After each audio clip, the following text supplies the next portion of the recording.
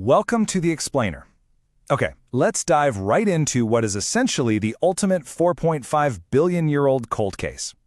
Today, we're going to discover exactly how non-living chemistry transformed into living biology. It is, without a doubt, the absolute greatest story our planet has to tell. I mean, really think about this for a second. Long before the first flower bloomed, before the very first fish cut through a primeval sea, or even before the absolute simplest bacterium drew breath, there was only chemistry, just raw, unthinking matter. The question of how that completely inert matter became living matter leaves us with science's most profound unsolved mystery. And that brings us to a really foundational concept called abiogenesis. Basically, abiogenesis is the scientific study of how life originally arose from non-living matter. Now, it doesn't give us one single easy answer just yet, but it does provide the essential framework for our investigation into this incredible, irreversible leap from inert chemicals to breathing biology. So consider this your investigation dossier. We'll be looking at 1. A volatile young Earth. 2. Sparking the Primordial Soup. 3. Soup versus space. 4. The RNA World hypothesis. 5. Molecules to living cells. And finally, 6. The timeline of life. Section 1. A volatile young Earth. The scene of the crime. Okay, so I want you to picture the scene roughly 4.5 billion years ago.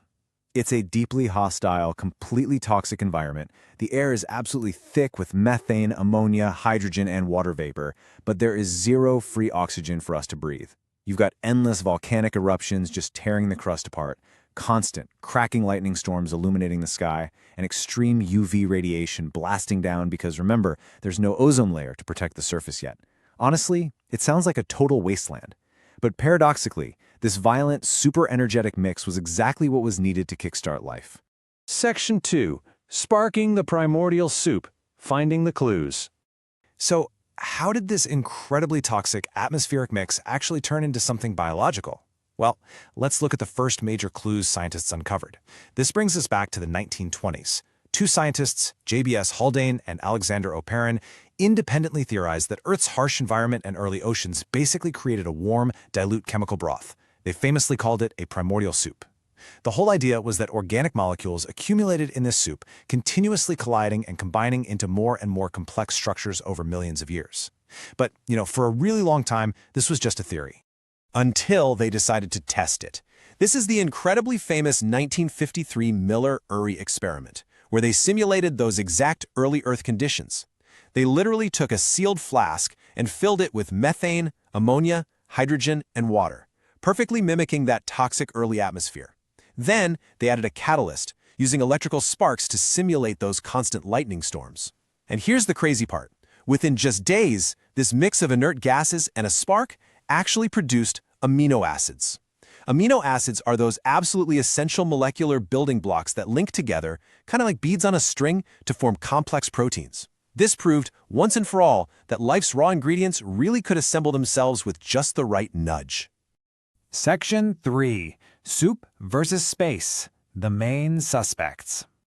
Okay, so we know life's raw ingredients can assemble themselves from basic chemistry, but scientists still fiercely debate where this chemical assembly actually took place, and we have a few competing theories here. One involves homegrown origins. This includes those sunlit primordial soup pools we just talked about, but it also includes deep-sea hydrothermal vents. Down in the pitch-black ocean floor, these alkaline vents naturally produce electrochemical gradients across mineral membranes. And it turns out, that's the exact same kind of energy machinery that powers living cells today. But then, we have another wildly fascinating and totally scientifically valid suspect known as panspermia. This is the idea that life's chemical starter kit actually crashed down from space, delivered to Earth by carbon-rich asteroids and meteorites that we actually know carry ready-made amino acids. Now, panspermia doesn't really solve how life began in the first place, but it totally widens our sense of where that assembly could have originally started. Section 4. The RNA World hypothesis. The mechanism. Now, regardless of where these ingredients originated, whether it was the soup, the deep-sea vents, or outer space, we still need a mechanism to make them alive. And that brings us to RNA's dual superpower. See, today, DNA holds all our genetic blueprints, and proteins do all the chemical heavy lifting. But long before DNA ever existed, RNA acted like a molecular multitool. It's uniquely capable of doing both jobs at once, storing genetic code and acting as a chemical catalyst or an enzyme to drive its own chemical reactions. It is pretty much the ultimate independent molecule. Section 5. Molecules to living cells, the reconstruction. So, let's actually reconstruct this phase, going step by step from random, scattered molecules to an actual living, functioning cell.